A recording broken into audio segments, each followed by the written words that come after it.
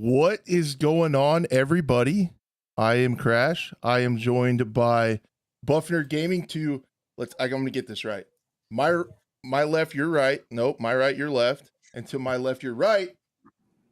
Big Fry, what's up, man? Man of the hour. What's Big up, Fry. guys? Good Hello, to see you, hello. dude. Yeah, thanks for joining us, dude. This is gonna be a lot of fun. Hell yeah. Yeah, we got a lot to talk about, so I won't try to bullshit around too much, but a couple housekeeping things, super quick. If you guys are new to the podcast from Big Fry's awesome community, we do keep chat on the screen so you can check it out when people watch the VOD. So what you guys say is important to us. That is on the screen. It's also broadcast. It's not a big deal. Don't get excited about it, but it is broadcast on more channels in the Super Bowl. So it's not a big deal. So you can see what people are saying on the other channels. Also, shout out to our one podcast listener. You've been re-downloading it a bunch more times, and we really appreciate that. I think that's it.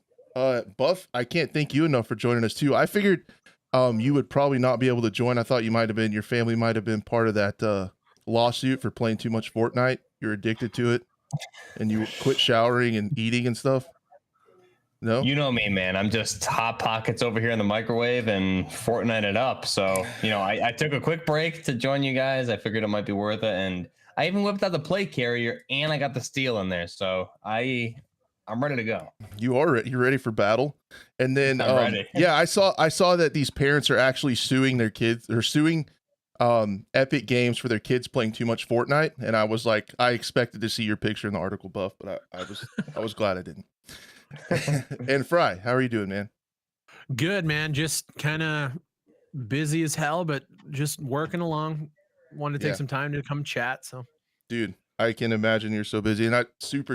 I'm gonna say it way too much and probably be irritating about it, but I really appreciate it. I want to hear it again, though. Okay, thank you so much for taking the time out of your incredibly busy day to talk with us here on this program.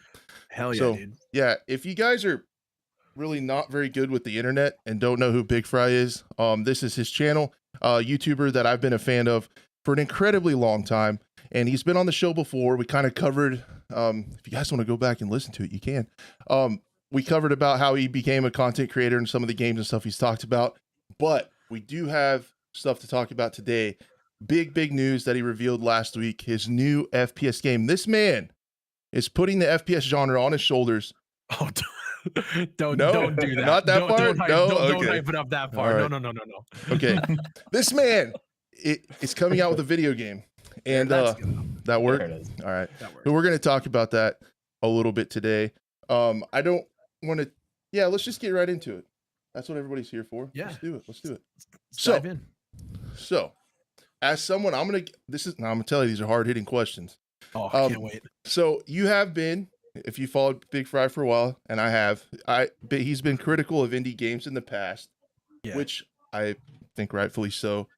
Why did you feel the need to stick your neck out? Because I feel like there is a little bit of risk on your end with your reputation, because you've talked bad about indie games in the past and the predatory practices of those, which I want to talk about too. Yeah. But why did you feel the need to take a little bit of a risk and come out with one on your own? There's a lot of risk. But earlier this year, we wanted to meme on some of the crypto, metaverse stuff that was going on. And I got together with Frosty and Flo and a couple other guys, and we wanted to just make this fake metaverse kind of meme trailer. And we dropped some money, we got some ships off the marketplace, and we just put together this trailer. And it looked really good. Like, these guys made this hanger module that, like, if we were to put that onto a website and tell people this is what we were making, it would look legit. And after that, I kind of got the bug. I was like, man, we could really do something if we had the right, structure and had a little bit of money to throw at it. Like, we could do it. And it kind of just built from there, and years of shitting on indie games. Of course, it's going to bring, they're out there watching, they're waiting, and I get it, but I don't know. I think we're delivering on what we set out to deliver so far. So, yeah, it looked really good. If you guys haven't seen, they did reveal last week He also put out a blog where he talked about what they've been working on so far that kind of went into deeper detail, and some of my questions are going to come from that. And then also just the standalone trailer, which I want to say from my standpoint, I love seeing that behind the scenes stuff. That's why I've been a really big fan of following what Road to Vostok is doing. I love like just knowing what's going on and how you get there. And there's just a lot of like candidness and honesty to it that I respect quite a bit. What are I touched on this a little bit. What are some of those issues with the indie games that you think are like a little bit predatory and stuff that you've seen? We don't have to call any out if you don't want to. If you want to, I don't care. But man, fuck off. No, honestly, like, you want me to type them in? I'll put them in the ticker if you want me to type them out. Yeah, honestly though, so when my channel first started, I didn't really understand the problems. And ever since I kind of went into it and have grown over the years, it's gotten increasingly worse.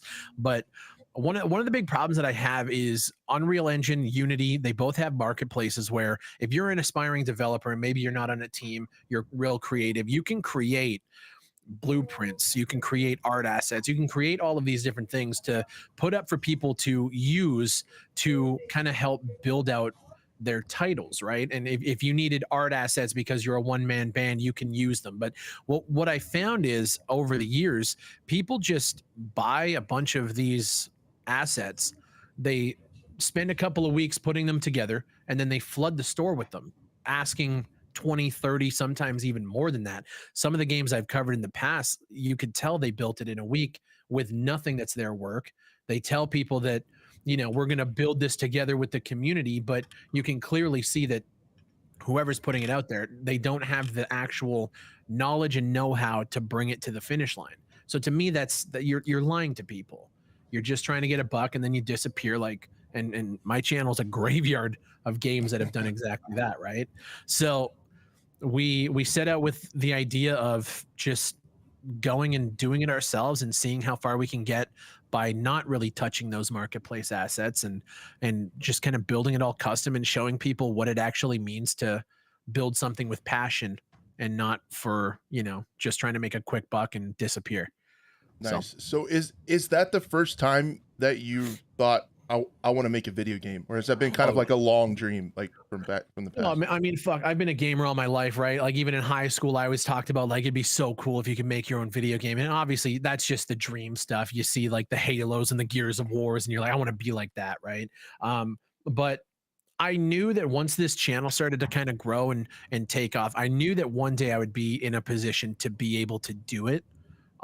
It just, you need all the stars to align. And earlier this year, all the stars aligned. We started doing game jams, and that was my foot in the door of kind of seeing how indie developers work and how development can work in a short time frame. And then we took some of that knowledge and we brought the right people in and just kind of got the ball rolling, and here we are. Were the game jams a little bit of scouting talent, or like seeing what was out there, or did it just happen to kind of work out? It happened to kind of work out. Our winner of last year's was Frankie, and when I saw what he built in a week, it blew my mind. He made an FPS where the topic of that game jam was like early access bugs and mistakes, but use them in a proper way and make a gameplay out of it. And so he made it, because my signature move on my channel is if I can find the edge of your map and jump off of it, I'm jumping off of it, and I'm going to laugh about it because it's funny. So he took that and he made it so you kill all these enemies on the level, you jump off, and then it drops you onto another level. So he took that idea and just turned it into a gameplay feature. And I thought it was genius. And then when we got the idea of working on an FPS, we brought Frosty, and those two together, they came to me and they were like, give me 30 days. Give us 30 days. We'll crank out a prototype and we'll prove to you that we can do it. Because my biggest thing is, like you said, man, jumping into the indie space, people are gunning for me. A lot of people hate me. A lot of people love me, but there's a lot out there who want to see it fail. And so my thing was, if we can't pull off an FPS, then we're just not going to do it.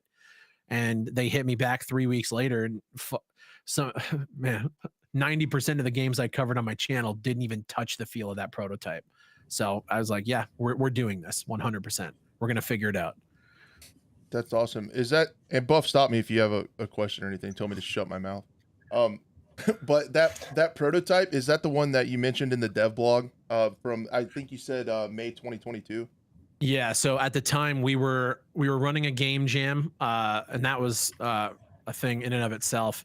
But right after that, Frankie and Frosty got together and they started designing this prototype. We spent the month of May kind of seeing how their progress was going. We spent time drawing up design documents, and if this were to go, like, what would we want to do? When would we start? And then once we kind of got it solidified and we played it and we were like, yeah, we're going to do it. We spent pretty much the last like 2 weeks of May, setting up our initial contracts and just kind of setting up all the business stuff ahead of time, kind of getting ready to go into June, which June 1st was day one for us. So cool. Yeah, it's happened fast. We'll talk about that a little bit too. To get where what we've seen in the trailer is pretty unbelievable, in my opinion. Yeah. So when you saw that prototype, was there something in that clicked that you saw, or like, hey, we can do this, or was it just kind of the overall thing? So the prototype was initially the gunplay felt, I mean, it was obviously early and I wasn't going to sit there and tear it apart because they weren't charging for it or anything, right? But it felt early, but it felt good enough, and what they had when you were kind of walking through these corridors is Frosty developed this procedural generated level with his art assets that you kind of propagate all of the rooms that you're in. And if you stop the game and then start it again, the entire layout's different. Nice. And so I saw that and I was like, you guys developed this in 2 weeks. Like what the hell? So for me, it was all the parts put together. The art style that he came was this kind of like 90s, more cell shaded look. And I was like, it'd be so cool if we developed a shooter that felt as smooth as I know we can make it, but had a art style and, kind of take a lot of things that we enjoyed growing up and combining it all together and just kind of seeing what happens. And, everything about that prototype clicked for me. They had AI working that could like see you in the dark, or they knew, they could hear where you're running. Like, and it was just in 3 weeks. I was like, this is a full gameplay loop that some of these guys I've covered don't even, they wish they could have this kind of talent. So yeah, stars just aligned for us, really. That's really cool. Then the other thing, so it started out procedural, and I've always been excited when I hear that because I'm someone who always wants more maps. Like, I want more content and more maps. And I've always seen like procedural stuff as a way to solve that, like kind of less work on the front end to make new maps and stuff like that. But you went away from that, right? For this story.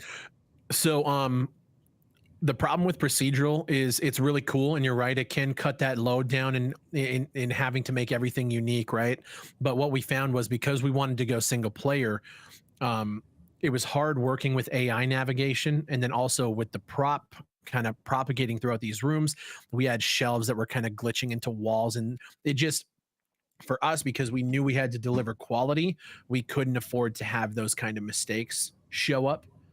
So it was just, let's just do it handcrafted, and that way we can control where the AI patrol, where they can move, where this shelf is placed, and everything is just custom to us. So that's cool. Yeah, I want to talk about how that came to be too.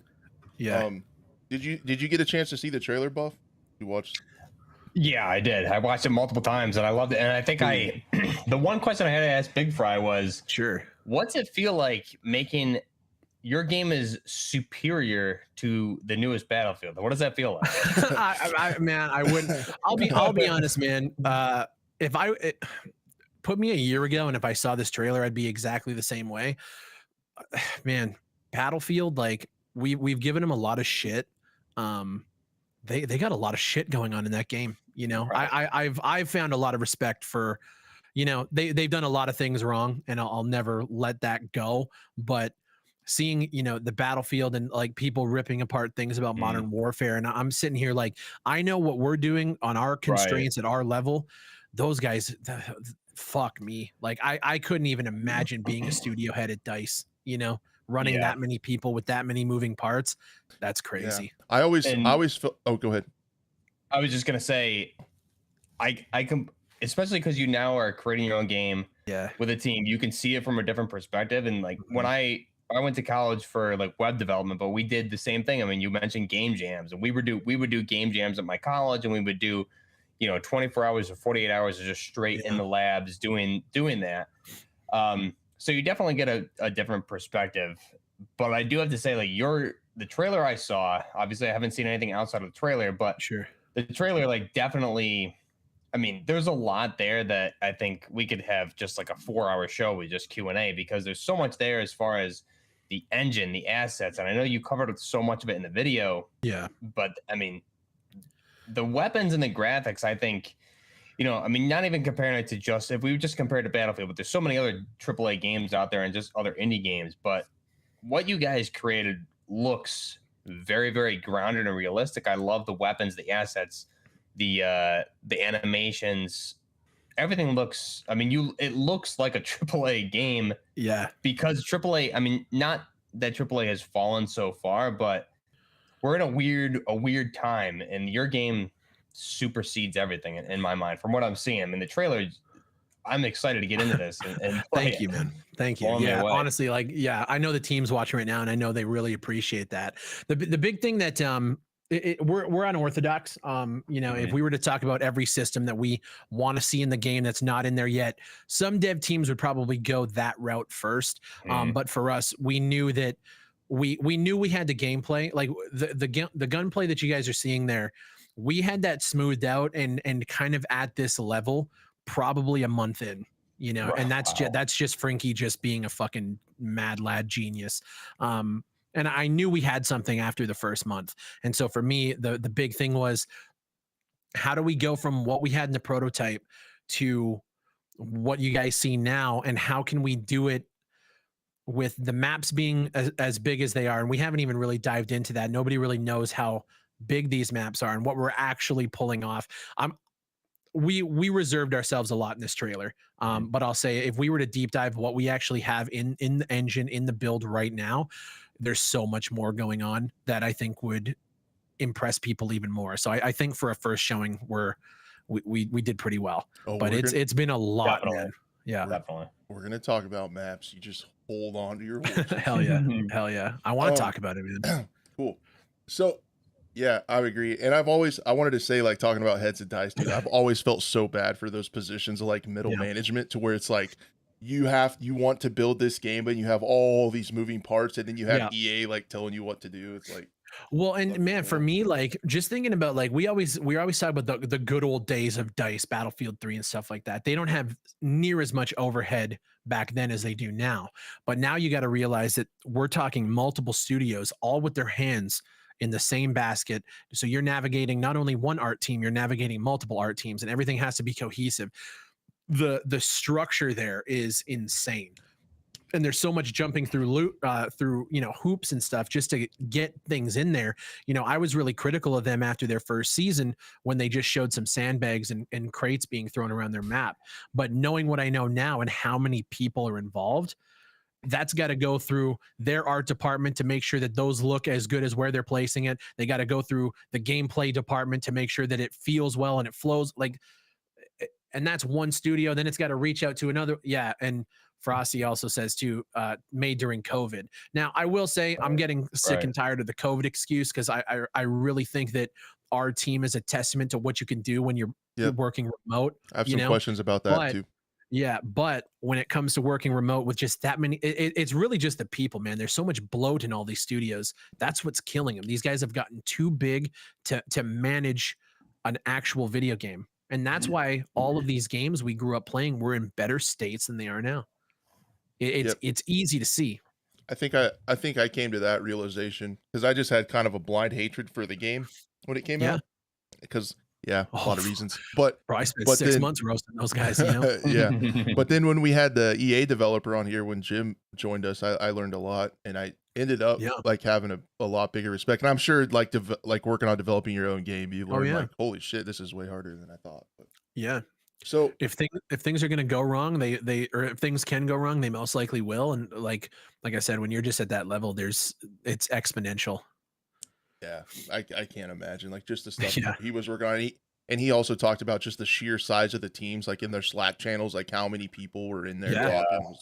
It sounded like a nightmare as far as communication goes. Just so many different teams doing different things and then trying to meet sounded logistically just terrible. Yeah, that's exactly it. I think if DICE was as big as they were in 2013, like team size wise, we would have much better titles. And that's weird to say. but the tools now, like, well, you guys can see it here. The tools now, like these guys could crush this shit if they didn't have to jump through that many hoops. Yep. That's perfectly what Jim said too. Like, because they have so many issues with Frostbite and so many people working on that. If they used a third-party engine that another company got the nuts and bolts work and they didn't have to worry about that and could just iterate on it, it'd be a lot better. 100%. Anyway. And I think, like, really quick, I mean, with Dice, Jim said that they were basically working 24/7. So it was one team turns it over to the offshore team and they keep going. I mean, I'm sure you guys are not working 24/7 and look at what you've done, in just a few months. It's crazy. Yeah, that's one thing that I don't think anybody realizes. So we did this in 6 months, right? And what they don't realize is everybody on our team is part-time. Yeah. So Frosty's working on multiple projects and he has a full-time job. Same with Frankie. Like we're all doing other things outside of this. So for us to come back and be able to do what we've done in this amount of time, it goes to show you, like, the AAA space is hurting. Right. Yeah, for sure. So yeah, to get into Transience a little bit, you mentioned it's a stealth action single player tactical FPS, Unreal 4 engine. Inspired by Max Payne, Splinter Cell, and Rainbow.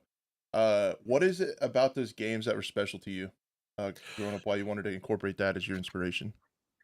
So for me, man, like I've been, if you've been a fan of the channel, I've been bitching at Ubisoft for years. I've been waiting for a good Rainbow Six, been waiting for a good Ghost Recon, and it's simply just because the worlds that they built and the narrative that they had were just like, maybe it's because they hit at a time in my life where I just really gravitated towards it.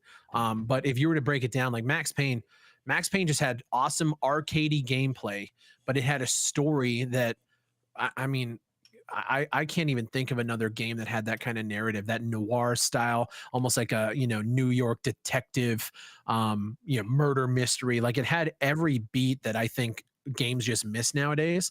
And then if you were to look at games like Splinter Cell, I mean, Sam Fisher, main character, absolute killer. And he's in a world that's very dark.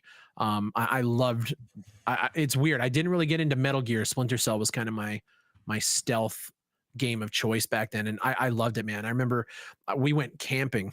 My parents, we went out to this camp park and I brought my PlayStation and my TV. We ran an extension cord out to the tent and I was playing Chaos Theory out in the dark. Like it's just, I think it just hit at a time where I just really, really needed it. And they just kind of stuck with me. So, and I feel like the industry's gone away from it. Like you look now and we watch Game Awards and E3 and it's all just this, bright and vibrant and jumping and wall running and all this shit that we have just seen for the last 8 to 9 years. And I'm just so sick of it.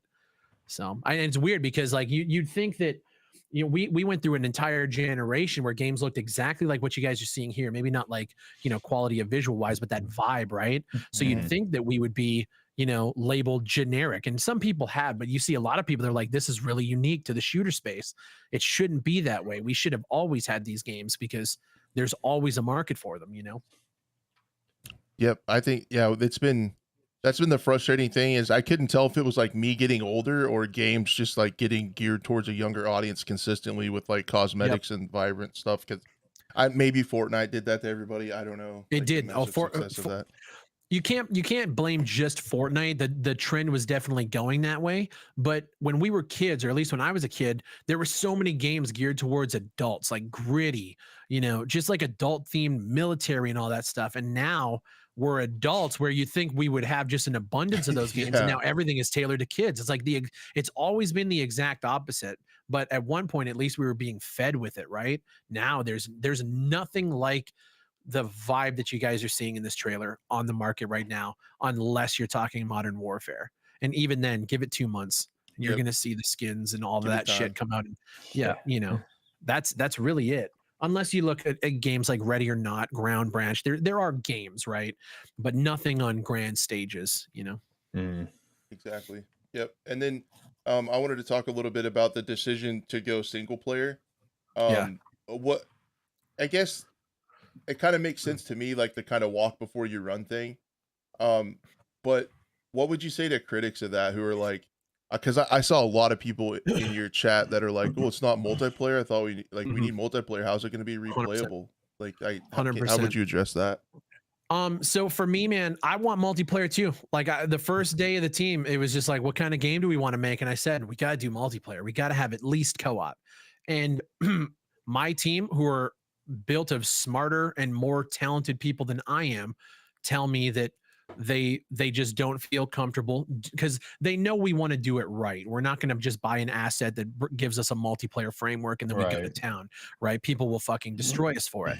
So for us, it was a matter of we don't have the resources or the manpower to do it correctly. So why try to do it correctly and fail like so many other games have? Let's just prove to everybody we can do it and then go from there. And then in the next game, if we want to do co-op, if this one goes well, co-op in the next one, and then dip our feet into actual PvP multiplayer. So what we would do is we would just have to take whatever assets that we've created for this game, all the front end work, and just kind of rebuild some of this stuff to make sure that it's replicated over a network. We have to worry about things like third person animation. So it's easy to do a first person single player game when you don't have to show somebody else who's in your game any sort of animation, right? Like there's just so much more work that goes into it. And granted, we're fighting our AI. That's our big challenge right now. So there's work here, but it's not the same kind of workload that would come with doing multiplayer right off the bat. So I'd rather do a good game now and succeed than try our dream project on the first one and just completely botch it. Yeah, I'm not blowing smoke up your ass. I think that was an incredibly smart decision, and I was really happy Yeah. to see that because it just makes I'm sense. glad, Like, man. like just pick something that's achievable. I feel like I see so many games fail that are just too ambitious Yep. and they bite off more than they can chew. And I was Yep. actually really relieved to see that. I'm glad, man. That was a risk, honestly. Like when we assessed it, and I knew that we would take the criticism, and that's why right off the bat, as soon as I announced it's single player, the first thing I needed to get out in that video was why we decided to do it. So Yeah. Yep, I think that's really smart. So you can deliver on what you promise and don't overpromise stuff. yeah, I wanted to set expectations. I hope we did. So I think so. So you're in New Houston in 2056. yeah. And then I kind of chuckled whenever I think it was on your live stream after you did the dev blog where you're talking about companies have taken over the world, and then you're like, well, that's not that different than it is now. It's not. It's not. And that's the thing, man. When people think 2056, they're thinking super sci-fi. Ours is not sci-fi. It's if you could imagine what the world will actually be like in 20 years, we're hitting some tones where it's going to be pretty accurate. But the big thing, without spoiling too much about the lore, is the corporations that we have in this world. They fund the military with technology now, so it's not the other way around where the United States or wherever is, got these secret bases with all of this hidden tech. The corporations have surpassed the military, and so as they're kind of providing them with the military tech now, they basically have all the control. So that's kind of where it's being set up. So Yeah, I think having a believable premise like that just helps with immersion in a single player story. That makes a lot of sense. well, and that was the thing too about like playing Tom Clancy games back in the day, is all this shit that was going on in these kind of near future environments, like is shit you could actually see happening in the next 5 to 10 years. And I think that's why it was so great to play those too. And I think we're hitting those same kind of vibes. Yep, I agree. So the cutscenes are something else that I noticed. You showed a little bit of those in the dev blog that are more kind of comic book style with like the text and stuff on the screen and the panels revealing themselves. What were I was just curious, what are some of the advantages to that art choice, and like how is the voice editing and pacing to tell a story with that style? Yeah, so that's, I mean, heavily inspired by Max Payne, and the reason for that is I really enjoyed the way they did it, and when you look back at the simplicity of it, it put a lot of emphasis on the actual narrative and what was going on screen in the story, right? And for us, like we doing 3D rendered cutscenes and trying to play with the big guys to do that is just out of our wheelhouse. We don't have again the resources, money, the time to do any of that. So we decided to kind of go and look back at Max Payne as because we're hitting the same kind of neo-noir vibe. And it's more or less just like we can tell this story in a good way. and hopefully we can keep people engaged with it. But how do we do cutscenes without breaking the fucking bank? And we kind of landed on that, and it was like, okay, well, I liked it back then. I wonder how people would think. And that was, again, another one of those things, like, we like it on paper. We got these screen tests. It comes back. It looks good internally. Will people fuck with it?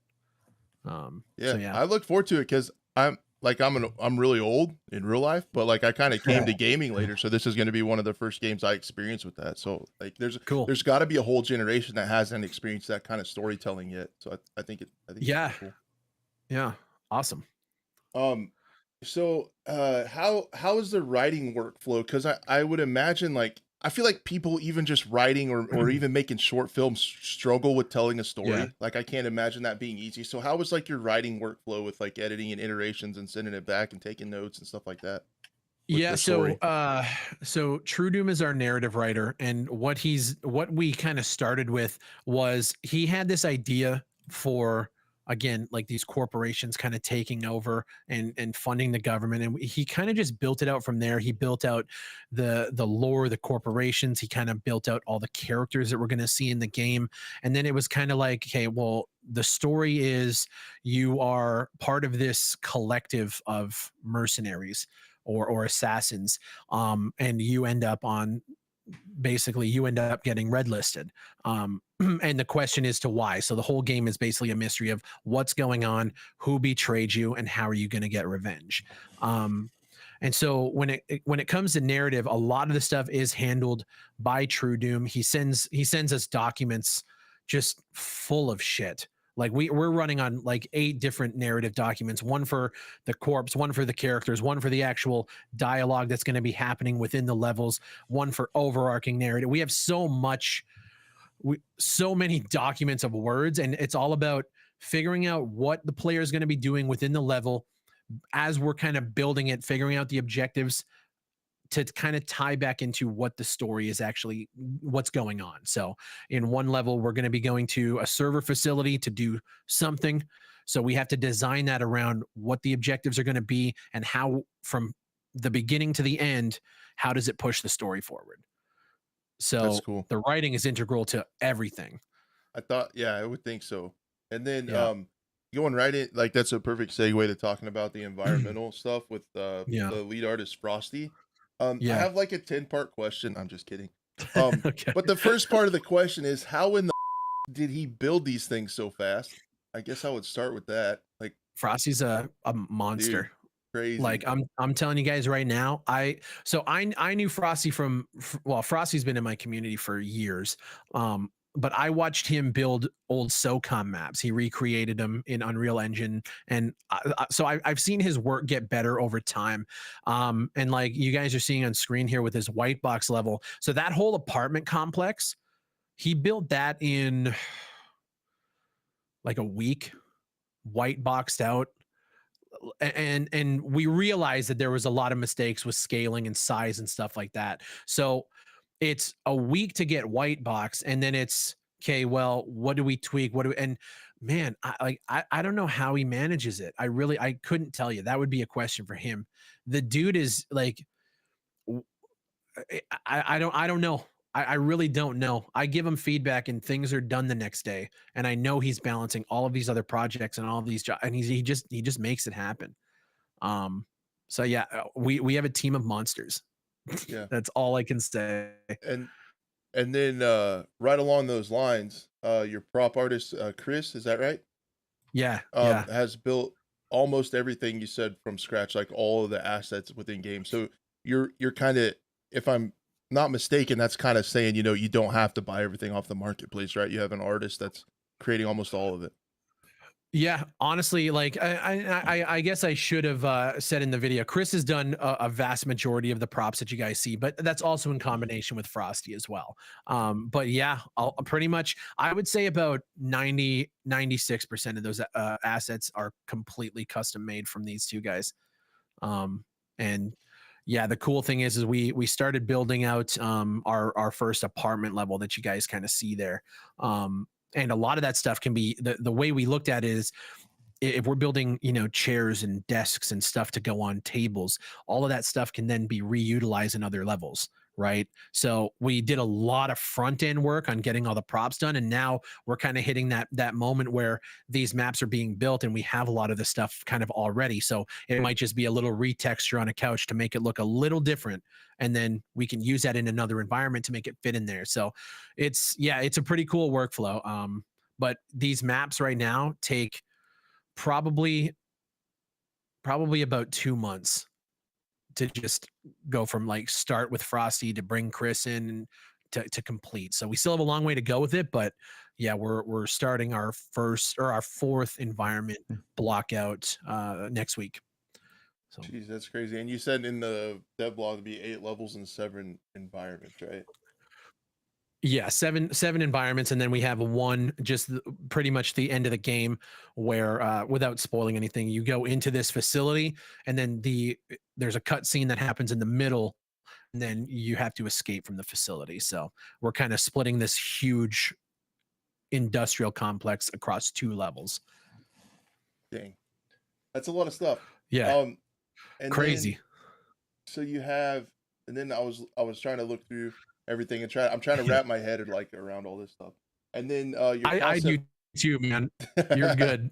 And then your concept artist Marty is bringing ideas and vision together, which I totally get the necessity for a concept artist, because I can always visualize stuff, but I can't ever get it like where other people can see it. It's just stuck in my head. And so you said you have a neo-noir vibe with inspirations from 2042. And who was the Luke Fontenoy? Luke Fontenoy, and Frosty was actually the one who introduced me to him, like just with his work. And when he brought that forward, as we were trying to kind of nail what vibe and tone we're going for, I fell in love with it. It reminded me a lot of like Killzone and old like Resistance and stuff. So I was like, oh yeah, this is the tone that we need to hit right now. And we took that inspiration and we've thrown that towards every single environment we've made so far. So. And it's cool. He actually reached out to me on Instagram. Somebody sent him the project, and he was just like, "Dude, that's super cool." I was like, "Fuck yeah, that's awesome." Do you know? I just noticed it, and I know you mentioned it in the trailer, the reveal that you did. But I was just thinking as we're watching it now on the screen, the enemy AI, and like the lights that are on them. Yeah. Do you know specifically where did the inspiration come from that? Because for whatever reason, I'm thinking Tron Legacy and a little bit of like Battlefield 2042 in there. And I'm sure there's a bunch of other inspiration in there as well. Oh, yeah. So the big inspiration early on was from things like Killzone with the Hellgast. Okay. Yeah. And so, but what we first started with was the AI had these kind of face masks with that kind of almost like a Dead Space spine effect on the front. Right. And what I said was we could have different enemies lit up different colors, at least with our internal testing, to kind of signify what kind of aggression level they're at. So we had 3 kind of different distinguishing, colors. But what I said was when you're approaching enemies from behind, you don't know who you're fighting. So it was kind of how do we just light these guys up so we know what we're seeing from every angle? We've had a lot of criticism about the AI characters, and rightfully so. They look like fucking Christmas trees. But as we're working through it, it's been really good for testing. And it's funny. I haven't shown anything yet, but we've already got the concepts of the other characters like ready to go, and we're already on the process of cleaning that shit up. So. I think it also really makes sense because I forgot you said it's around like what 20 something years in the future, right? Exactly. So you think like current day you have like IR strobes that friendlies would wear. So you're gonna see that with infrared, but to your point, like Killzone and other games and even movies, we see why wouldn't soldiers have a light to instead of like we look at the Russo-Ukraine war right now. Ukraine's wearing yellow armbands, right? Right. Isn't it the same thing? Just 20 years in the future, right? Well, and that's a good thing about the time period we chose, because we wanted to keep it grounded, but we are also playing with a little bit of future tech. So we can lean into things where we need be, but also still keep it grounded. So yeah, no, that's awesome. And we have had suggestions for different like armor plating colors and armbands and stuff, just to kind of get rid of those lights. And like I said, we're already well on our way of kind of working towards that. And of course, we also have to create, this trailer shows one faction that we're going to see within the game, but we have different armor concepts already drafted for different corporations that have different security teams. And Yeah.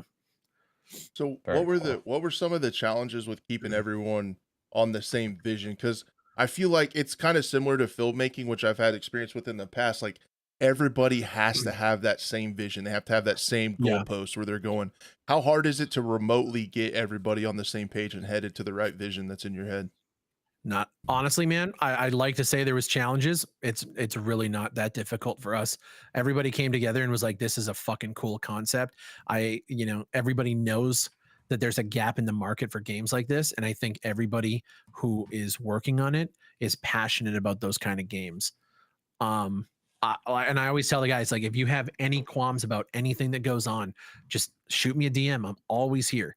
And so far, I haven't heard anything. So we're kind of, yeah, I guess you're we're chilling.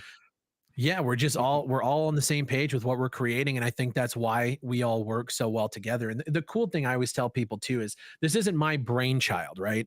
This was built from the collaboration from started with 4 and went to now we're at 14. Wow. So like and everybody who comes in knows what we're doing and they fuck with it, and we all just work in tandem. It's like a well-oiled machine right now.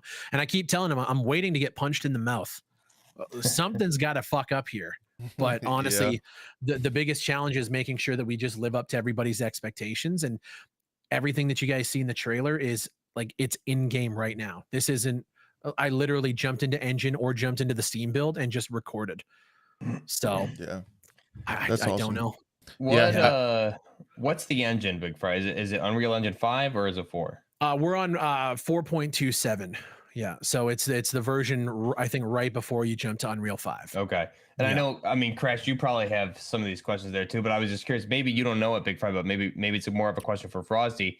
Is for like if you, when you're giving feedback, if you were to say, "Hey, I want this gun with these attachments in there," Yeah. are those? I know you said a lot of the assets are built by your team, Mm-hmm. but I was curious what kind of assets Unreal Engine 5 already has thrown in there. Is it more of like an open source type engine where if you create something, it goes into the pool of open source items, or how does that typically work? Do you know? No, so a lot of our models and assets are built in Blender. Okay. But like Unreal has things like mega scans, and they're mainly more for like environmental stuff. Mhm. But yeah, again, I think Frosty has utilized a little bit of environmental stuff with like the rocks and stuff that you'll see outside in the outside environments. But yeah, for the most part, when we create something, it's all kind of closed loop. That's our stuff, Okay. and then we can then just use that in projects. We could put it on the marketplace and sell Okay. the stuff because I mean, fuck, we'd probably make more money than we are going to make just doing this. But I don't want to contribute to the one reason why we started it. So Yeah. That makes sense. yeah. That's crazy. I'm learning a lot. I really appreciate it. So getting into one last thing, I want to do one last thing about kind of the story and overall look before we get into just a little bit of nuts and bolts. I want to Sure. talk and forgive me for my ignorance again. I did come to gaming pretty late in my life.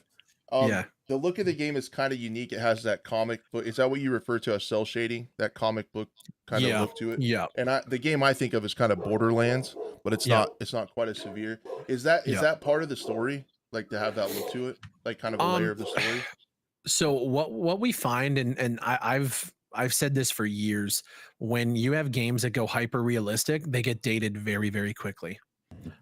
So a game that comes out in 2007 that looks really good for 2007, now it's not as good. But when you think of Borderlands, I could pick up Borderlands 1 today with that stylized approach and still play it and still have a great time. World of Warcraft is another one of those ones. So we wanted to do stylized, but we also wanted to do a little bit realistic. And yeah, you can see like we have the outline shaders and a little bit of post processing as well.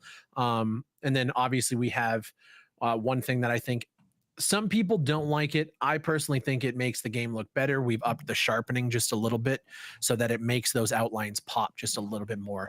And one thing I will say, YouTube compression does not do this game justice. When you're looking at this on your monitor, it's fucking gorgeous. So it's a subtle kind of outline cell shade, and it's cool because we didn't actually plan it out like that at first. But when Frosty did the prototype, he did a kind of a low poly comic book cell shaded approach, and I really just fell in love with it there, and I wanted to take that forward. And then when we said we wanted to do the narrative and we leaned into the comic book style, I was like, well, fuck, like that's it. It's all right there. It's all so like cohesive, right? That's really smart. I didn't even think about that. So yeah, that makes so much sense. If you go for realism, it's eventually going to get dated, but if you're stylized, it's always going to be in that style. That's really smart. So I wanted to talk a little bit about weapons. Buff loves weapons. So you said there's going to be 13 of them, and Cody Zimmerman did the weapons. Yeah, correct. Cool. You betcha.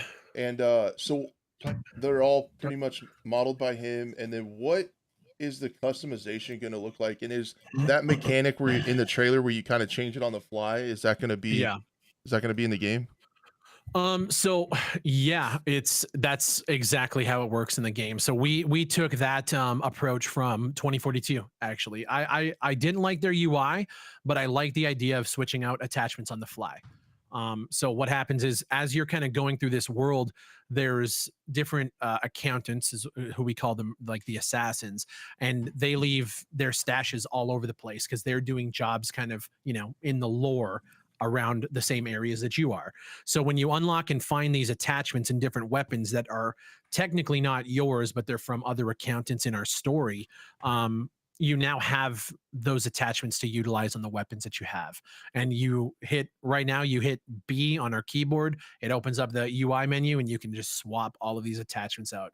And one thing that we're going to get hated for it, I know that, but you have people who really play Tarkov and they really enjoy weapon customization and utilizing different barrels and different things that only fit on this gun, and you can customize it to make this feel a little different.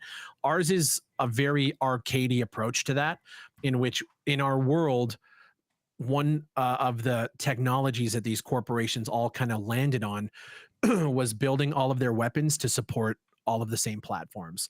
So if you have a barrel that works on an XM5, which is in our game right now, that same barrel might work on another weapon, right? And so they wanted to make this kind of universal NWS platform that allows the military to not have to worry about different barrels and calibers and stocks. You can take stock off of an SMG and put it on an M4 and it'll work. And that's just kind of part of our science fiction kind of lore of it. And I know some people are going to hate it. People are already kind of figuring out, you know, what calibers these weapons are going to be and stuff. That's buff. It's not that deep. I'll say that it's not that deep. And the simple fact is because we just want you to get in there, feel like a badass, and just kill people with whatever the hell you want to kill people with, as long as you just unlock it, right? Yeah, that makes sense. What's he doing over there? You got to watch him. He's the gun nut. Yeah. I don't know. What are calibers? I don't know. I know. And that's what I say, man. When people think we're doing milsim, we're not. You know, we're still trying to be fun with it, right? Yeah. At the end of the day, it's all about fun, and I think the tone and everything you captured here, like, you know, that's not something I would even think about honestly going into this game. The environment, everything looks so great. This is a game that I would want to just jump in and experience it. I'm not going to nitpick calibers or any of that garbage for something like this, for sure. Well, and it's weird because like we were warned early on from some, well, I was warned from some of the devs on the team that when you start talking about weapons and you have a look like the game that we have, you'll have people reach out and want to make sure that the guns are 100% accurate. And so with our Glock, you see it has a little attachment on the back that lets you kind of slide it quicker. And some people were pinpointing like, oh, this doesn't look like a Glock. It's very strange to see all of the gun nuts kind of come out of the woodwork to pick apart everything when in realistic fashion, this is the first time I've mentioned anything about that. So yeah, just give us a chance and hopefully it's fun. Yeah, and that's another. And it's still super early too. Exactly, so, right. You know. That's another thing where I feel like the single player format is really good for that too, because you can go crazy with the guns because you don't have to worry about balancing. If it's overpowered, exactly, like, who gives a shit? Yes, like 100%. The only thing I said is if we're going down this road with all of these attachments, they have to be able to affect the gunplay. I don't want a Modern Warfare to it where I just throw on an attachment and it does nothing. So and that system is still, I mean, we have the system built, we just haven't tuned all the weapons yet. So yeah, that makes sense. 2042 was like that at launch. The attachments literally did nothing. Right. I tested them. Yeah. Yeah. So So then, moving on a little bit. So Primal does the UI and UX. Yep.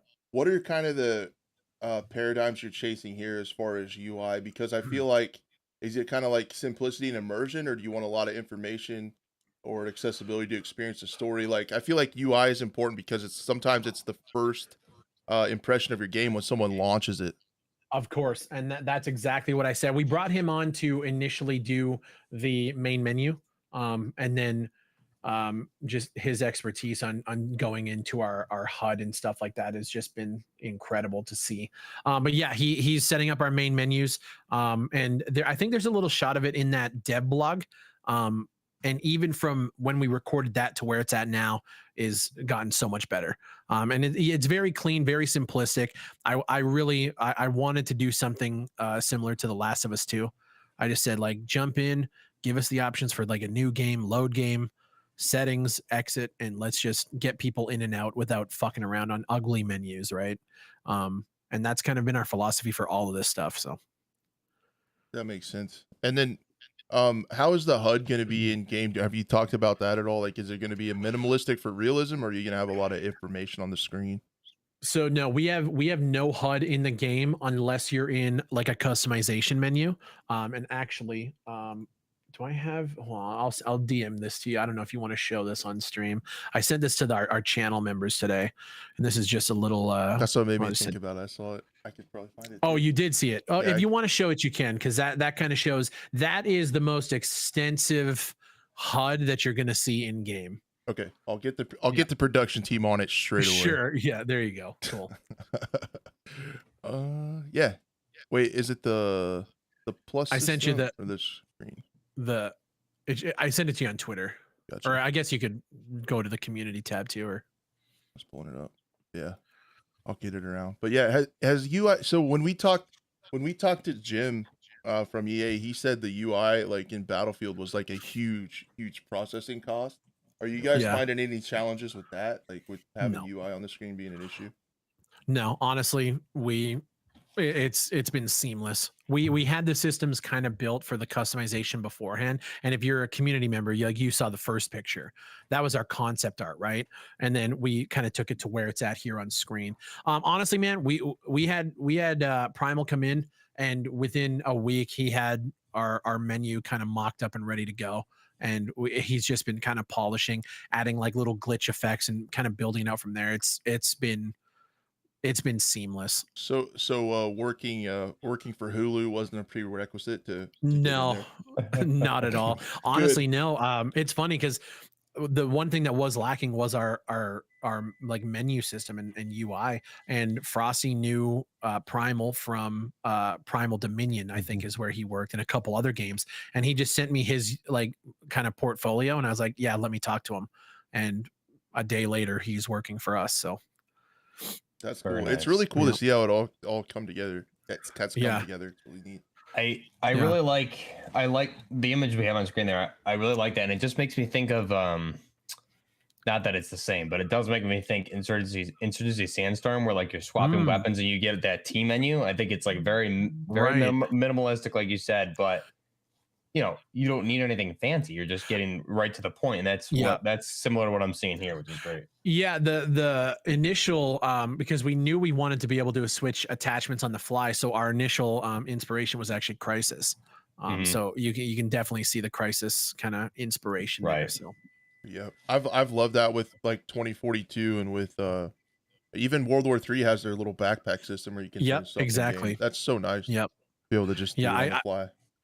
Yeah, and like with this, we had some people suggest that we have like animations. I think World War III does it. So when you click a scope, it kind of like flies into the screen and attaches. And I just Yeah, don't want to fuck around with all that stuff. Like just let me throw on an OKP and kill some people. yeah. So I feel like I don't know. I would feel like there's no reason to introduce more complexity for bugs. And exactly. Yeah, exactly.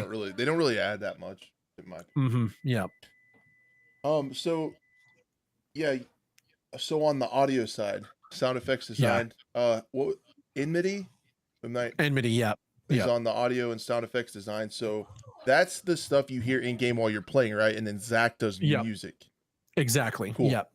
So as far as like the audio and sound effects, audio is another thing that I feel like is something I overlook in my videos. Even sometimes I'm like, Mhm. audio is so important, and a lot of times you spend so much time on the visuals, you don't think how important a layer of Yeah. the audio is. So what are you guys working on audio wise as far as to try to make it immersive, and like how is, to the best of your knowledge, how is Unreal with like dealing with audio and getting really crisp, good weapon sounds and sound effects?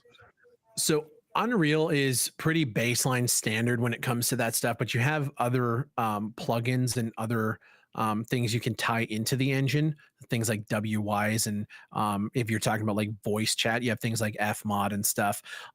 But yeah, audio right now, like ours is, I'll say this, I'll just be completely honest. Ours is good, but we don't have a lot of the stuff that we need to really make it where we want it right now. And that's things like the when you're moving your gun and when you jump up to this menu here, you can hear the weapon kind of, all of those little intricacies that we all overlook, but once they're in there, it's night and day. So we have a lot of our reloads. We have obviously like footsteps, and footsteps for, you can hear in the trailer when somebody's kind of walking over you on that metal rail. You can kind of hear the heavy footsteps of just the metal and stuff. It's still very early work in progress for that, but we're trying. We're trying to get there. He has a lot of audio. The one problem that we do have is he's not very knowledgeable on the implementation. So if you're talking about like a clog in our workflow right now, it's he has all of this audio ready to go, but we also have only a couple programmers that now have to take the time to implement them, and they're doing more important things right now. So I think audio is going to be one of those things where it's going to come in kind of the more later stages of development. Okay. Yeah, that makes sense. And then as far Mhm. as like the music goes, was I'm assuming the music was all done by Zach for the trailer and stuff like that. And like, Yeah, yeah. how are you using that as kind of a medium for storytelling? Like, what are some of the inspirations from the music? So inspirations for the music, we're obviously we listen to a lot of different inspirations because we want each track to have the same kind of melodies, but they all have to hit different vibes. So the one in the teaser, we wanted to basically explain what the game is. So we started off with really subtle kind of, you know, droning noises and a little bit of the melody. And then once the action picks up, because the game's stealth action, right? So we had kind of a nice little stealth approach to the first half of the teaser, and then it goes balls to the walls gunning. And so we kicked up the snares and the drums, and so we kind of just take that approach to everything. We're working on a track right now that's going to be in our first environment, and it's that jazz club in the 80s in New York with the smoking and that noir vibe that we initially started with. So we're making that track right now to really hit that intro to the game. But then at some point in the level, things kind of shit itself, so we got to ramp things up a little bit. So it's kind of just approaching it, how what's actually going on in the environments. So Yeah, that's really cool. I feel like a lot of games, and some of the games that you've criticized a little bit, don't. I like coming from somewhat of a filmmaking background, like audio is such a huge layer to the story. You have like all these Mhm. layers to the story, and I feel like in games that gets overlooked a fair amount. Like with what Oh yeah. especially in a story game, like what music can do to the story. You see it, you Yep. see how important it is. Like from like the Game Awards and stuff, where they did the God of War live with the orchestra, like Yeah, how right. powerful audio can be. So I was saying to my girlfriend, I want to get to a point one day where we can utilize an orchestra for soundtracks and music, because that shit, even watching, like, man, I miss when games did like the behind the scenes videos when they recorded some of the yeah. soundtrack and stuff, and I love that stuff. Yep, I love that too, and yeah, hearing all that stuff, and like when they do like Mhm. they did the Dice too, just did a like a orchestra set with their a lot of the Battlefield themes and music over the years and stuff, and Mm. that would have been amazing live. I feel like that's such Well, cool. and the cool thing is like I really like working with Zach, because I sit there and he's like, "Well, so what kind of vibe do you want to hit?" And I'm like, "I don't know, dude. Just like, can we get like some boom, boom, boom, boom, boom?" And then he's sitting there and we're just in a call, and he's like, "Okay, hold on." Pulls up a piano and he starts hitting synths, and I'm like, "Well, that one right there, right there." And then he starts building off of that, and we just, man, we're, I think, 4 tracks into the soundtrack right now, and it's just been actually really fun to do. That's cool. Um, yeah, there's just so much. Started putting like these questions together and thinking about all this stuff, and like even I forget like how much there is to it. Yeah, Um, it's crazy. so yeah, wrapping up just a little bit, I feel like we've kind of covered like the individual aspects of the game. Up into this point, like what are some of the things that you're the most proud of, like to where you're at now? I'm hearing some background noise from somebody. I'm not sure who that is. I think I put my, my man muted. I'm sorry. So honestly, bro, I'm proud of everything. Like, and I hate to be like that and give you kind of the cop out answer. I'm most proud of the fact that we've made so many people happy and excited for what we're doing. And for me personally, it's just the fact that we've been able to pull this off in the time frame that we have with the resources that we have, and just kind of seeing it all come to a really cohesive vision. I think you guys knew exactly what we were making from the trailer, you know, and I think that's like we got our message across. That was my first step because, like, I was telling the team the other day, we have all of this insane dev talent from guys who are unknown in this industry, and then you have me, who I've just been roasting games for 6 years on YouTube. Like, but what I can bring to the table is project management, and you now have a way to market this project. We have a right, that's complete huge. pipeline, and we're building this game to go directly to those people. So for me, the message had to get across perfectly, because if I fumbled the ball now, then all of this work that these guys have been doing is for nothing. And I think we fucking drove it home, and I think we nailed it. So yeah, I'm proud of fucking everything we've done. Yeah, that's cool how it's all come together. And yeah, that marketing aspect is huge. Like to have that, Yeah. have a base of people, and you're building it for that. It should work out. You'd think it looks good on paper. Um, It looks good on paper, right? We just have to execute. Yeah, exactly. yep. And then you talked about like you're waiting for something to blow up in your face. That's often Yeah. how I live my life too. Yep. But has anything like jumped out and surprised you up until this point that's more of a challenge than you thought, or has it been pretty Um, smooth? I mean, I think for me, like, a lot of people I don't think could manage their time the way that we do. Um, that like, it's always a challenge, right? I wake up and it's like, okay, who needs to talk to me today? Okay, I got messages from these two guys. Okay, here, let's set up a meeting. Can you guys make it for this? Like, I literally take every single day, one day at a time, and whatever comes my way, we just figure it out right then and there. And if you guys can't come to me right now, let's set up a fucking time and we'll schedule it and just go from there.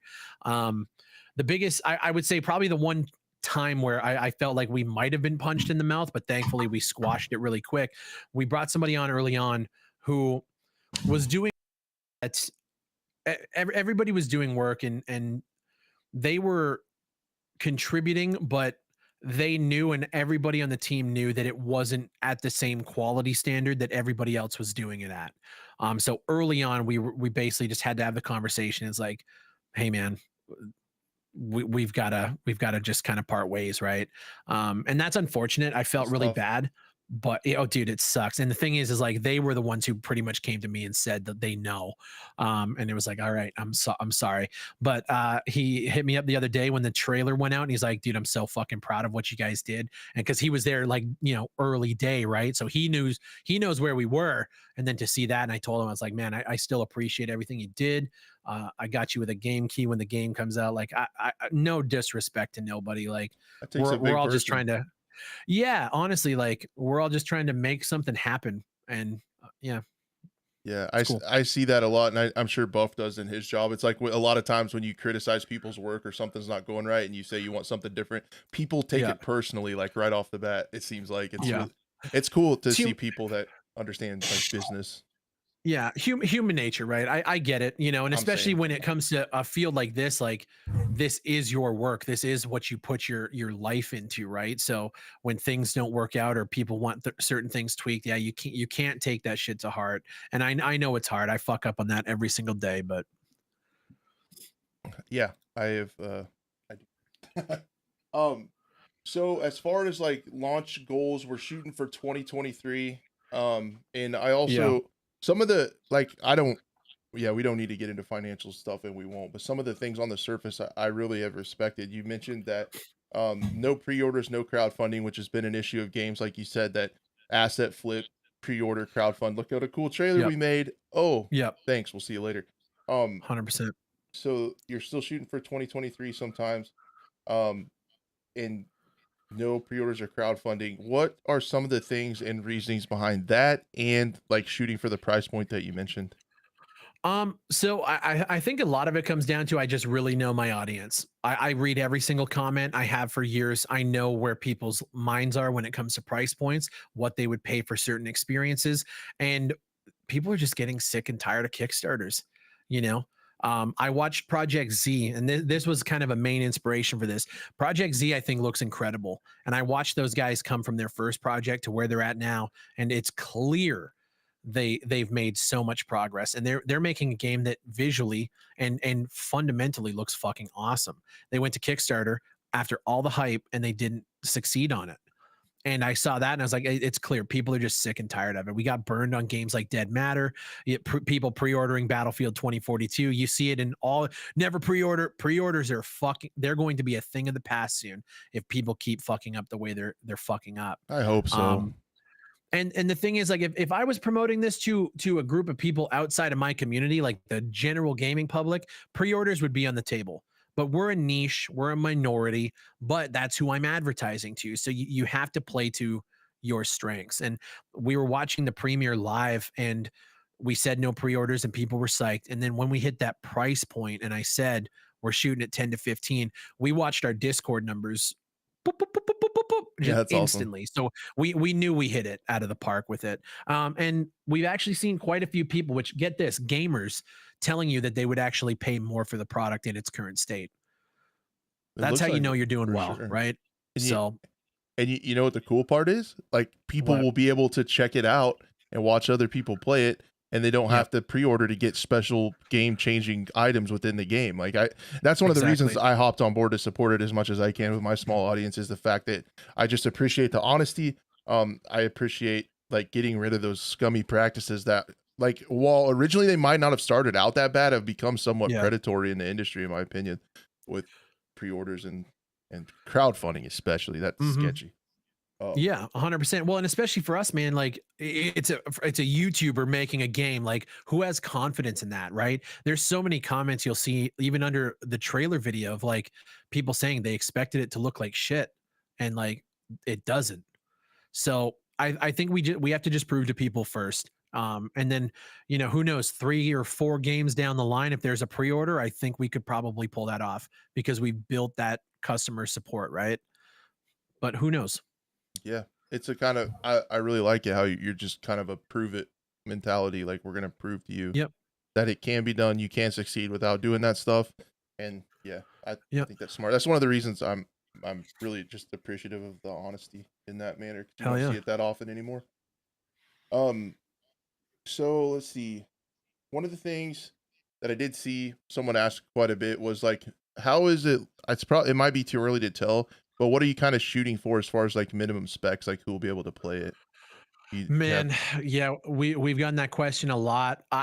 We're still building the game out right I thought now. it might be early. There's certain parts of our maps that run fucking 140 FPS, but then with what we're doing for level streaming, when things are loading, it might drop down to 60. It might drop down to 40. Like, we're still building that part. We don't know. Of course, we want as many people to be able to play it as possible, right? And people want it on console as well. I don't know if that's something we could pull off in the future. I doubt it, but we're gonna need to play with minimum specs kind of being on the low end, right? But we'll see. I already had a couple of those questions in the in the chat. When's it coming to consoles? Dude, we want it, man. Like, I want it on console. I again, I don't know if that's doable in with the resources we have. Right. And like I see, like, Josh asked, what's even the need for a pre-order? If we put the pre-orders out right now, we could work and have the money to be able to plan for those kind of things. But I'm just not doing it because that's just so much added pressure, you know. Yeah. So yeah, I'd love it on consoles. We're building everything right now with controller support in mind. Not to say there will be at launch, but like every time a feature goes in, it's like, okay, well, what control is that going to be? How is it going to feel? And we're kind of building it out that way. So if console porting does come in the future, we're already in mind for that. So That's cool. Yeah, that's a large audience. yeah, So not to get too far ahead in the future, let's go under the premise that it's successful, does well. Um, sure. would there be any DLC on the table, or are you gonna go for that next game, like the co-op shooter you mentioned? So we kind of have a rough draft up of what we would want to do based on how much money we make. So let's say the game goes out, and after Steam takes their cut and after taxes and all that shit, we have, 50 grand sitting at the table. We can't invest that into a multiplayer project. But could we maybe do a DLC with some of this profit that we made and just kind of fuck off into the sunset after with, you know, 20 grand profit type shit, right? It all depends on how successful it is. Again, we're taking that kind of day by day too. If this goes out and it sells 100,000 units, well, we're probably just going to invest in a fucking sequel because that's a decent chunk of change. But if it's successful but not really that much, and it's more of a risk at this point to do it, it just wouldn't be worth it. We just kind of have to assess how the launch goes, right? That makes sense. Mhm. Yeah, that's most of what I had, other than like how people can stay in touch. Buff, did you have some stuff before? Because I kind of hogged everything. I was on a roll, Sorry. man. I was You going. did, dude. You just come in here and you take over the show, and you I know. don't let I me know. say anything. I No, got I my. think you covered a lot of stuff. I don't really have too much to add. I think I got in my questions for weapons, assets. I mean, overall, I watched that video and I was very, very impressed as to where you guys were at after. I mean, people need to keep in mind it's also only 6 months, which is Yeah. insane. And it reminds me, we had this discussion, Crash, when we had Jim on the show from his development, talking about his development over on Battlefield. Is like the age of indie developers is, we have things like, I mean, Big Fry, you mentioned it, and you've covered them on your channel, like Ground Branch. We also have Sandstorm, Your Game, Road to Vostok, SPC 5K. There's a bunch of games out there that are just very indie startups. Maybe Insurgency is one of those exceptions, but they look better than a lot of AAA games, and I think that's where you see where Insurgency did after a couple of years coming over to the consoles, and kind of revitalized the fan base there.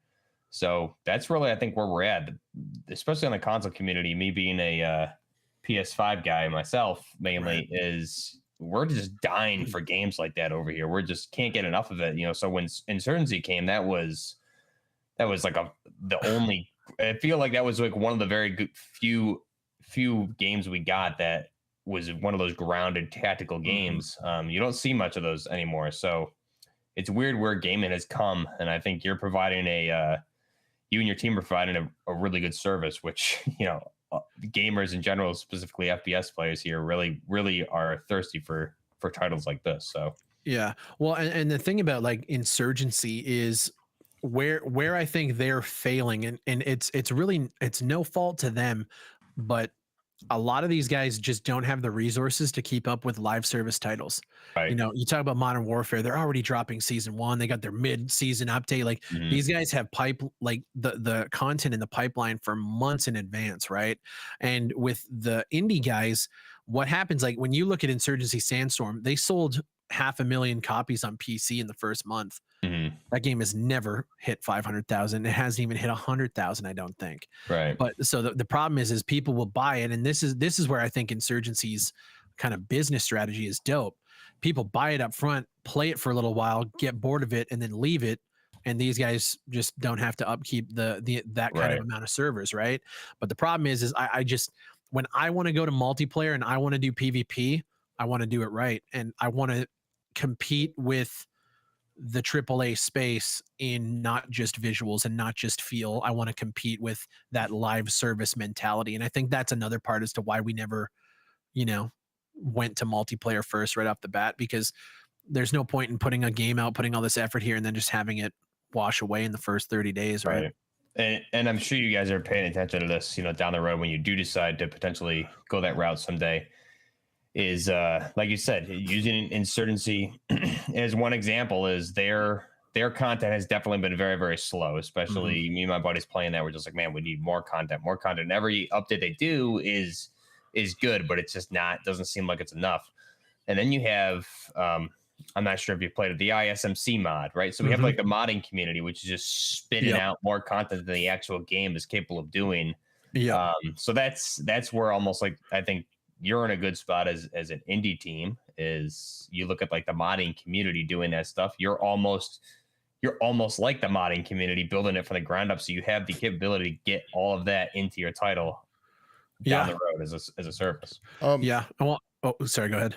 No, I totally messed up. Can I do some really bad hosting and journalism? I forgot to talk about AI, and I really wanted to just real quick. Sure. That Flo is working on, Flow B-Box and with the AI, and I just wanted to get like a little bit of insight. How big of a challenge is AI? Because I see games with it, it can be incredibly make or break. Tarkov is one of the games where AI is really important with the scavs and stuff, and some of their behaviors can be so frustrating. So what are some of the things, and that'll be the last question about the game. I'm sorry. I just, I'm no, it's overlooked fine. So AI for us right now, we've looked at a bunch of different games, Escape from Tarkov being one of them, even though that's kind of over a network and that has its own challenges.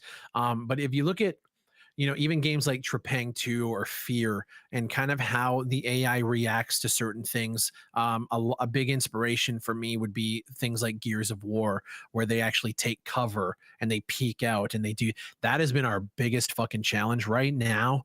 We're nowhere near where we want to be with it. But one of our programmers, Justin, is actually implementing our cover system as we speak right now. Pushed a bunch of stuff just yesterday, actually. So what we want is for the ability for the AI to navigate around the map. We obviously have things like when you're in the stealth, in the shadows, they're not alerted to you. If they see you visually or if they hear you, that is in the game right now where they now know where you are. They hunt you down.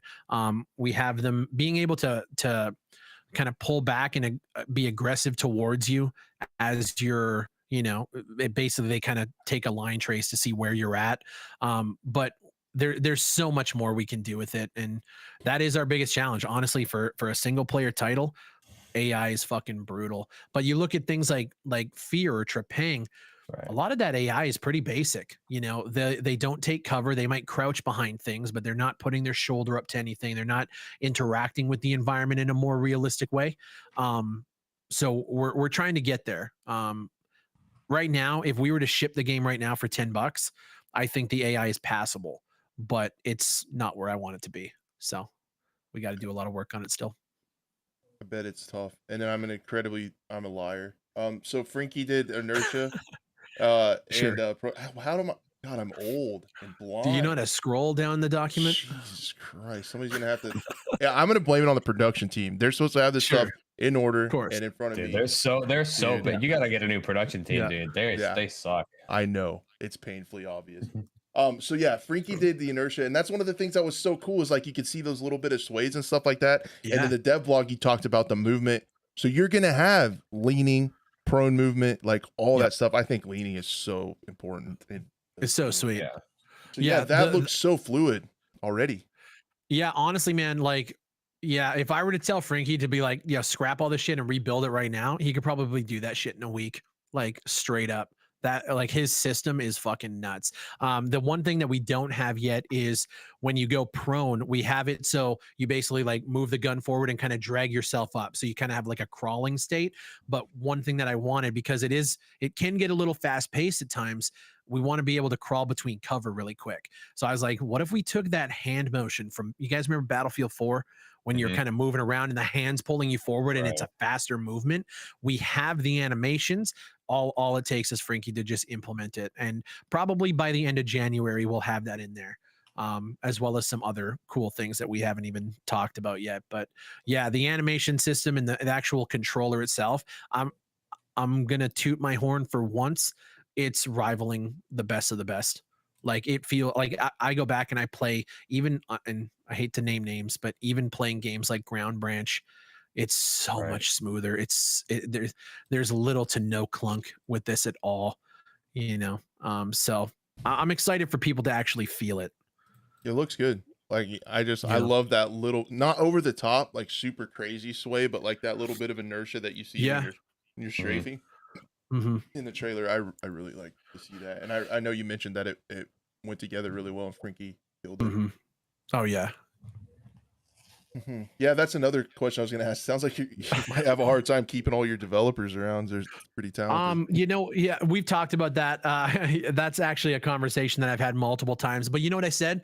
I said if I could spend the money now to have these guys get scooped up and be in a position to where they're in the industry and they're doing their dream, go for it, dude. Leave, fuck it. Like I'll eat that cost as long as everybody on the team can go and do their thing and make real money doing it.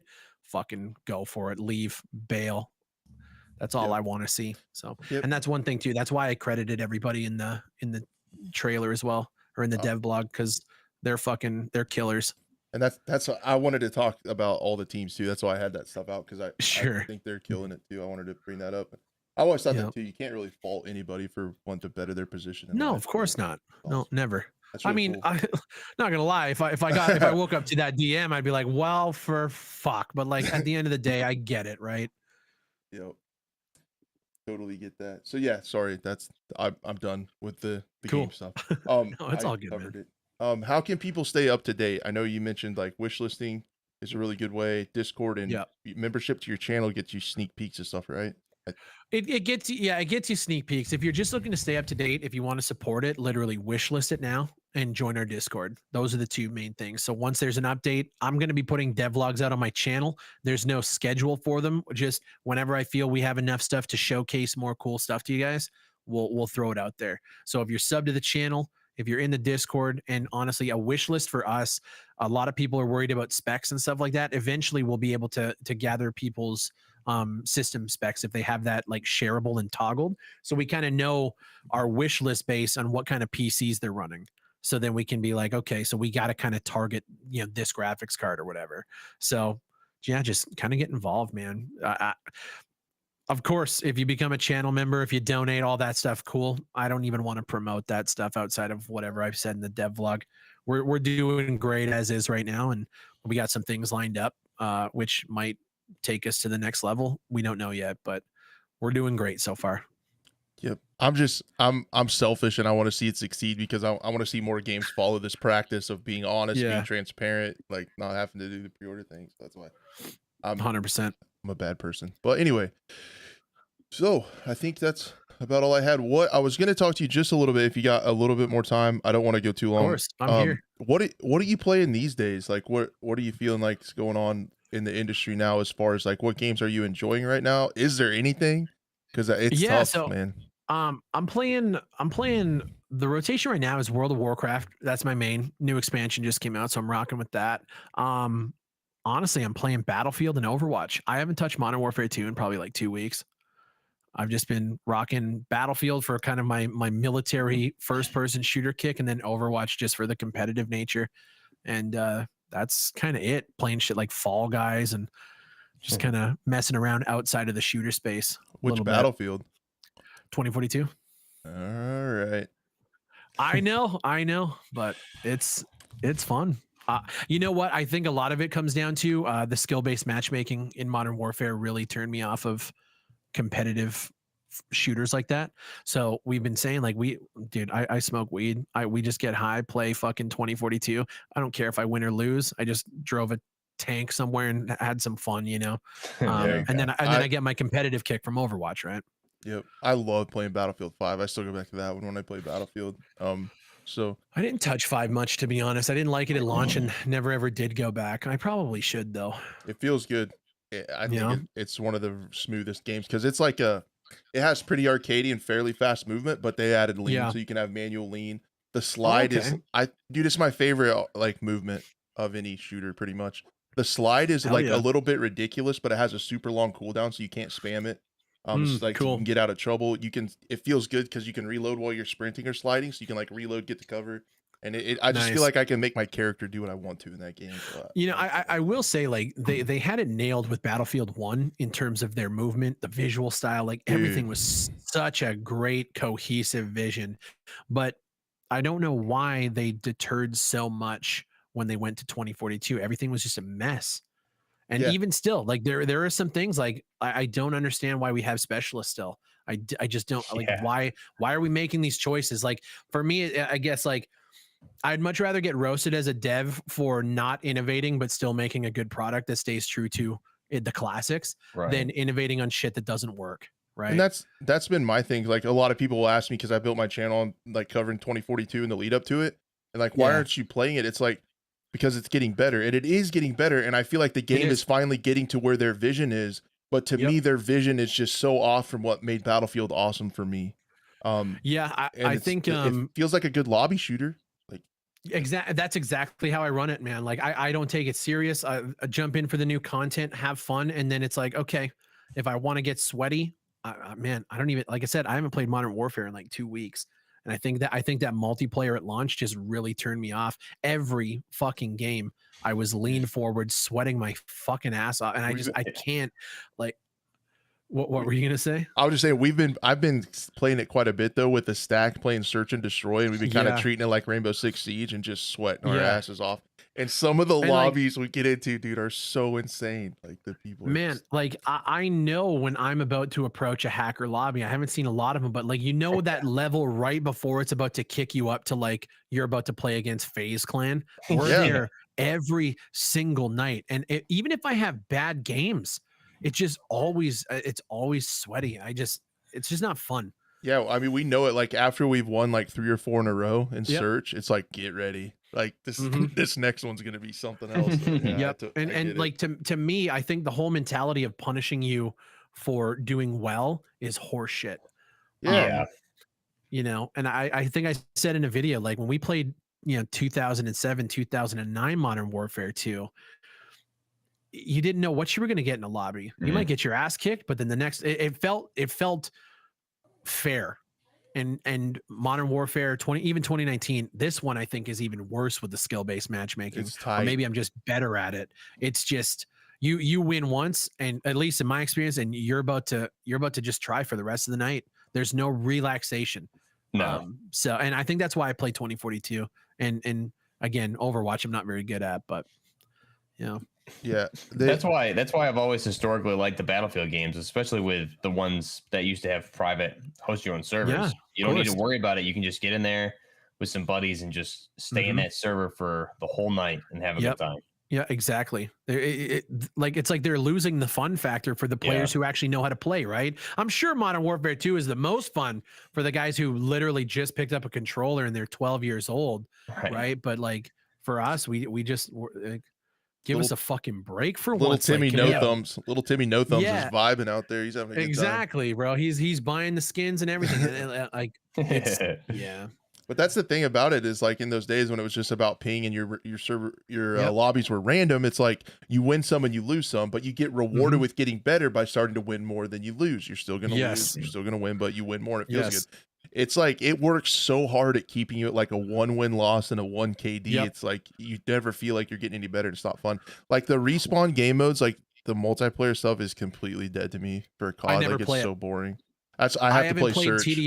I haven't played TDM in COD unless somebody else queues for me in a party. I take it off instantly. I can't stand it. And COD spawns have always been fucked. Like always. Since man, playing Call of Duty way back in the day, they've always been trash. They've never been able to fix it. So like, why even play it? I usually only play Search. On this game, Prisoner Rescue was a great mode. Yeah, it was really good. It is good. Yeah. Right? There's way more to it than I thought there would be. There's a lot more strategy to it. I miss that, man. Playing SOCOM back in the day, they had the VIPs and you actually had to like escort them. So it was like AIs that would follow you and you had to like bring them to the, I love modes like that. So Modern Warfare is innovated in places where I think it needs to, but that skill base just killed it for me completely. What did you, I've always wanted to ask you this, Big Fry. I'm not sure if you've covered it. I'm sure you've probably done a video on it before, but now here we are with the state of gaming here in 2022. Yeah. One game that I was talking with Blue the Robot when we had him on the past couple times, and was I feel if they redid it and released it today, probably like one of the #1 shooters would be Medal of Honor Warfighter. What are your thoughts on that game and just kind of being like way ahead of its time and just not having the support that it really needed back then?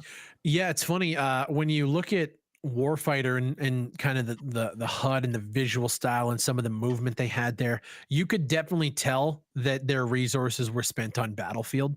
But Medal of Honor was a great fucking game. I don't get the hate that was it Warfighter was what year did that one come out? 2012, and that was after the that the game sequel, took a right? hiatus. Yeah, that was the sequel to Yeah. 2010. Yeah. Yeah, okay. I never understood why people hated the game so much. I played it, and granted, at the time, I was obviously playing, 2012, 2013 was Battlefield, right? So, or I guess 2011 would have been Battlefield 3. That was clearly Right. my main game at the time, but I really loved Warfighter, and even the 2010 version. I thought